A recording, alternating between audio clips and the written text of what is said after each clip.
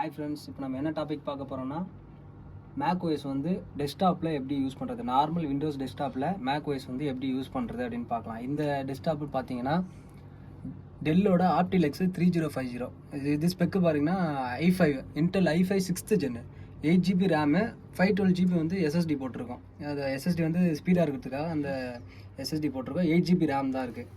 இது ப்ரைஸ் பார்த்தீங்கன்னா அரௌண்டு 15,000 கிட்ட வரும். இந்த டெல்லு மிஷினு வெறும் CPU மட்டும். இது மானிட்டர் வந்து தனியாக பர்ச்சேஸ் பண்ணியிருக்கு. இதில் பார்த்தீங்கன்னா மேக் ஓஎஸ் சொனாமா போட்டிருக்கோம், மேக் ஓஎஸ் 14.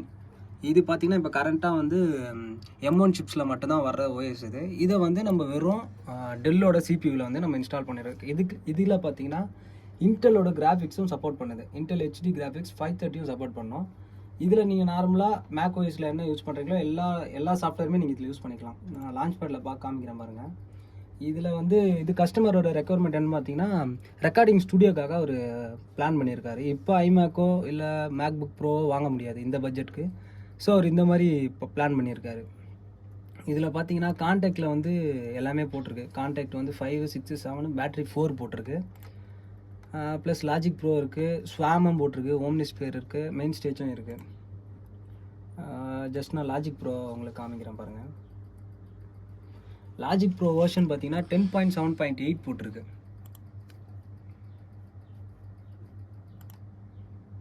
நீங்கள் நார்மலாக இப்போ வந்து ஐமேக்லேயோ இல்லை மேக் புக் ப்ரோலையோ நீங்கள் லாஜிக் ப்ரோ எப்படி யூஸ் பண்ணுறீங்களோ அதே மாதிரி இதுலேயும் ரெக்கார்டிங் எல்லா ஆப்ஷனும் வேறு இது மாற்றுறதுனால எதுவும் யூஸ் ஆகாமலாம் இருக்காது. எல்லாமே இதில் வந்துடும். நீங்கள் வித்து ப்ளக்கின்ஸோடு போட்டிருக்கு. இதில் வந்து 1 TB எக்ஸ்டர்னல் ஸ்டோரேஜ் வந்து போட்டிருக்கு.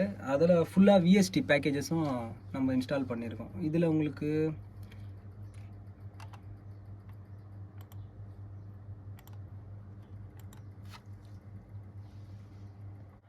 ஸோ இப்போ லாஜிக் ப்ரோவில் பார்த்தீங்கன்னா நம்ம நார்மலாக எல்லாமே ஸ்டைலஸும் போட்டிருக்கோம். ஸ்டைலஸு ஐசோடோப்பும் போட்டிருக்கு.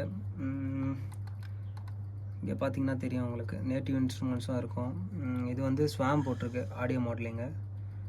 ஸ்பெக்ட்ரானிக்ஸில் வந்து ஓம்னிஸ்பியரு ப்ளஸ் வந்து ஸ்டைலஸும் போட்டிருக்கு. மற்றபடி நீங்கள் வேறு ஏதாவது ப்ளக்கின்ஸ் கேட்டாலும் அதுவும் நம்ம இன்ஸ்டால் பண்ணி தரோம். இது வந்து லாஜிக் ப்ரோ.